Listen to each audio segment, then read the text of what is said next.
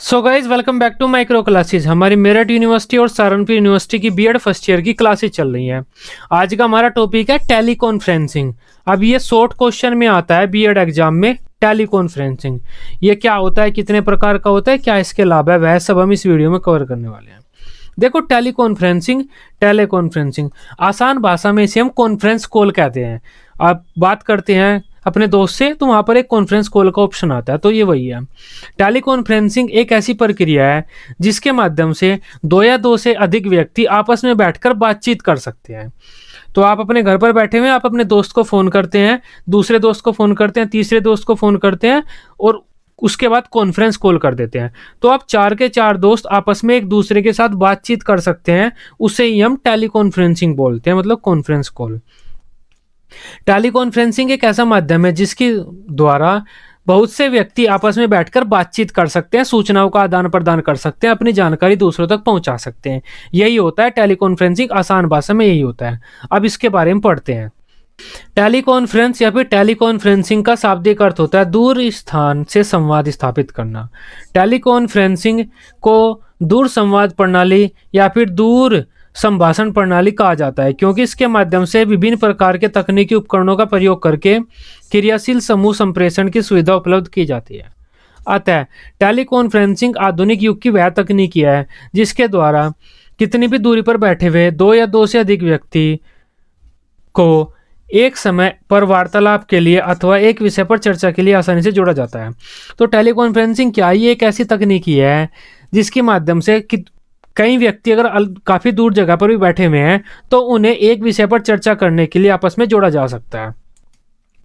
वास्तव में tele conferencing एक वास्तविक समय अंतःक्रिया है जिसमें दूर बैठे हुए बहुत से व्यक्ति आपस में बात कर सकते हैं, किसी विषय पर चर्चा कर सकते हैं तथा अपने सुझाव दे सकते हैं, कोई निर्णय ले सकते हैं या फिर आवश्यक सूचनाओं का आदान प्रदान कर सकते हैं। इसीलिए टेली कॉन्फ्रेंसिंग दूरवर्ती शिक्षा के लिए भी, डिस्टेंस एजुकेशन के भी बहुत उपयोगी मानी जाती है। इसको टेली कॉन्फ्रेंसिंग के जरिए विशेषज्ञ और शिक्षार्थी के बीच आपसी संबंध स्थापित हो जाता है, जिससे विभिन्न विचार, प्रश्नोत्तर तथा अनुभवों का आदान प्रदान किया जा सकता है। तो टेली कॉन्फ्रेंसिंग क्या होता है? ये एक ऐसी तकनीकी होती है जिसके माध्यम से दूर बैठे हुए बहुत से लोगों को आपस में जोड़ दिया जाता है। तो वे एक दूसरे के साथ बातचीत कर सकते हैं, समस्या का समाधान कर सकते हैं, अपनी अपनी सूचनाओं को दूसरों तक पहुंचा सकते हैं। तो शिक्षा में भी इसका बहुत ही लाभदायक है। ये शिक्षा में बहुत लाभदायक है। क्यों है? क्योंकि अगर स्टूडेंट घर पर है और टीचर अपने कॉलेज में है या टीचर अपने घर पर है तो टेली कॉन्फ्रेंसिंग के माध्यम से तो एक टीचर को काफ़ी सारे बच्चों के साथ जोड़ा जा सकता है, ऑडियो कॉल या फिर वीडियो कॉल के माध्यम से। इससे क्लासरूम की तरह ही इंटरेक्शन बन जाता है और बच्चा क्वेश्चन टीचर से पूछ सकते हैं, टीचर क्वेश्चन बच्चों से पूछ सकता है। तो जब कोविड आ गया था तो ऑनलाइन क्लासेस चल रही थी, वो टेली कॉन्फ्रेंसिंग के माध्यम से ही चल रही थी। टेली कॉन्फ्रेंसिंग एक ऐसी तकनीकी है जिसमें कई व्यक्तियों को आपस में जोड़ दिया जाता है, जिससे कि वे जानकारी एक दूसरे के साथ शेयर कर सकते हैं। अब टेली कॉन्फ्रेंसिंग के प्रकारों की बात करते हैं हम।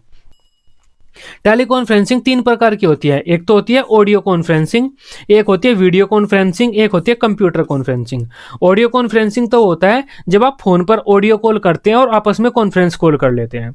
वीडियो कॉन्फ्रेंसिंग वो होता है जब आप किसी से वीडियो कॉल करते हैं तो तीन चार दूसरे पर्सन के साथ भी वीडियो कॉल करते हैं और उसे कॉन्फ्रेंस कर देते हैं। या फिर जो जूम क्लासेस वगैरह चलती है वो वीडियो कॉन्फ्रेंसिंग ही होती है। वीडियो कॉन्फ्रेंसिंग में चेहरा भी दिखता है सबका। कंप्यूटर कॉन्फ्रेंसिंग क्या होती है? कंप्यूटर एप्लीकेशन का प्रयोग करके कॉन्फ्रेंसिंग करना, यह भी एडवांस लेवल का होता है। ये इसे कंप्यूटर कॉन्फ्रेंसिंग बोलते हैं। अब इसे एक एक करके पढ़ते हैं। ऑडियो कॉन्फ्रेंसिंग को तो आप जानते ही हैं। ये ऑडियो कॉन्फ्रेंसिंग होता है फोन पर सब बात करते हैं आपस में ऑडियो कॉल के द्वारा और आपस में जुड़ जाते हैं। ये ऑडियो कॉन्फ्रेंसिंग होता है। आसान है, इसे तो आप लिख ही सकते हैं। यह टेली कॉन्फ्रेंसिंग का सबसे सरल व प्रचलित रूप है। इसमें दो या दो से अधिक व्यक्तियों के बीच संवाद स्थापित करने हेतु टेलीफोन का प्रयोग किया जाता है। श्रव्य टेली कॉन्फ्रेंसिंग में कई टेलीफोन की लाइनों की आवश्यकता होती है जिनकी सहायता से किसी व्यक्ति को दूसरे अन्य व्यक्तियों के साथ जोड़ा जाता है। इसके लिए बहुत से तकनीकी उपकरणों का प्रयोग किया जाता है। मोबाइल टेलीफोन, हाथ का सेट, शीर्ष सेट, स्पीकर, माइक्रोफोन आदि। तो टेली कॉन्फ्रेंसिंग में क्या होता है? बहुत से लोगों को आपस में जोड़ दिया जाता है। वे बात कर सकते हैं, एक दूसरे को देख नहीं सकते, बस ऑडियो सुनती है उनकी ऑडियो। तो जब आप अपने दोस्तों के साथ कॉन्फ्रेंस कॉल करते हैं, ऑडियो कॉन्फ्रेंस कॉल, उससे हम श्रव्य टेली कॉन्फ्रेंसिंग बोलते हैं, ऑडियो कॉन्फ्रेंसिंग बोलते हैं। नेक्स्ट है हमारा वीडियो टेलीकॉन्फ्रेंसिंग। वीडियो कॉन्फ्रेंसिंग, अब वीडियो टेलीकॉन्फ्रेंसिंग में क्या होता है, बहुत से लोग आपस में वीडियो कॉल के माध्यम से जुड़ जाते हैं। इसमें हर पर्सन एक दूसरे को देखता है। आप व्हाट्सएप पे वीडियो कॉल करते हैं जिसमें आपके 3-4 दोस्त आपस में जुड़े हुए होते हैं। 3-4 दोस्तों के साथ जब आप एक साथ मिलकर वीडियो कॉल करते हैं, वो वीडियो कॉन्फ्रेंसिंग होता है या वीडियो टेलीकॉन्फ्रेंसिंग होता है। वीडियो टेलीकॉन्फ्रेंसिंग में आप दूसरों को देख भी सकते हैं वे क्या कर रहे हैं, उनके चेहरे के भाव भी देख सकते हैं। तो ऑडियो में तो बस आवाज आती है, लेकिन वीडियो कॉन्फ्रेंसिंग में आप देख भी सकते हैं उस पर्सन को और उसकी आवाज भी आती है। वीडियो कॉन्फ्रेंसिंग भी ऑडियो कॉन्फ्रेंसिंग की तरह ही होती है, लेकिन यह ऑडियो कॉन्फ्रेंसिंग की तुलना में अधिक लाभदायक व प्रभावशाली है। इसमें दूर बैठे व्यक्ति आपसी संवाद स्थापित करने के साथ साथ एक दूसरे को देख भी सकते हैं। सिर्फ एक दूसरे की आवाज़ ही नहीं सुनते इसमें, बल्कि वे एक दूसरे को देख भी सकते हैं। इस टेलीकॉन्फ्रेंसिंग में ऐसा महसूस होता है कि दो व्यक्ति आपस में बैठकर ही बात कर रहे हैं, बिल्कुल आमने सामने। कंप्यूटर कॉन्फ्रेंसिंग, अब कंप्यूटर कॉन्फ्रेंसिंग क्या होता है, कंप्यूटर में काफ़ी सारी ऐप आती हैं जिनमें क्या होता है, आप एक दूसरे के साथ वीडियो कॉल तो कर ही सकते हैं, लेकिन अपनी सूचनाओं को भेज सकते हैं। कोई पीडीएफ भेज सकते हैं, कोई यहाँ पे पिक्चर भेज सकते हैं, कोई डेटा भेज सकते हैं। जैसे आप यहाँ पर बैठे हुए हैं तो आप अपने कंप्यूटर के द्वारा कोई पीडीएफ भेज सकते हैं, तो इनके पास पहुंच जाएगी, ये देखेंगे अच्छा जो आपने पीडीएफ भेजी है इसमें ये कमी है वो कमी है, तो आप यहाँ से कुछ और भेज सकते हैं। कोई आप स्टैटिस्टिक भेज सकते हैं, ग्राफ वगैरह बनाकर अपने कंप्यूटर से, तो ये ग्राफ इनके पास आ जाएगा, ये उस ग्राफ को देखेंगे, उसमें कमी वगैरह बताएंगे। तो कंप्यूटर कॉन्फ्रेंसिंग एक तरह से जो नॉर्मल कॉन्फ्रेंसिंग होती है हमारी ऑडियो वीडियो, उसका ही एक अपग्रेडेड वर्जन है। इसमें बातचीत करने के साथ साथ आप जानकारी, कुछ डेटा भी भेज सकते हैं एप्लीकेशन के माध्यम से, जैसे व्हाट्सएप होता है। आप व्हाट्सएप कॉल करें और व्हाट्सएप में आप डेटा भी भेजते रहें, दूसरा भी उस डेटा को देखेगा, फोटो को देखेगा, और वीडियो कॉल भी चलती रहेगी। तो एक तरह से वो कंप्यूटर कॉन्फ्रेंसिंग ही है, क्योंकि मोबाइल व्हाट्सएप एक तरह से कंप्यूटर ही होता है। कंप्यूटर टेलीकॉन्फ्रेंसिंग, यह टेलीकॉन्फ्रेंसिंग का जो पहले दोनों रूप पढ़े हैं उनसे अधिक विस्तृत रूप है। इसमें कॉन्फ्रेंसिंग हेतु कंप्यूटर द्वारा प्रदत्त माध्यमिक सेवाओं का प्रयोग किया जाता है। इसमें हम इंटरनेट सेवाओं के द्वारा लिखित सामग्री, चित्रों को आदि कॉन्फ्रेंसिंग में भाग लेने वाले व्यक्तियों को भेज सकते हैं। कोई लिखित सामग्री, चित्र, स्टैटिस्टिक, आंकड़े वगैरह, ग्राफ वगैरह हम दूसरों को भेज सकते हैं, जिन्हें वे अपने कंप्यूटर पर बैठे बैठे ग्रहण कर सकते हैं।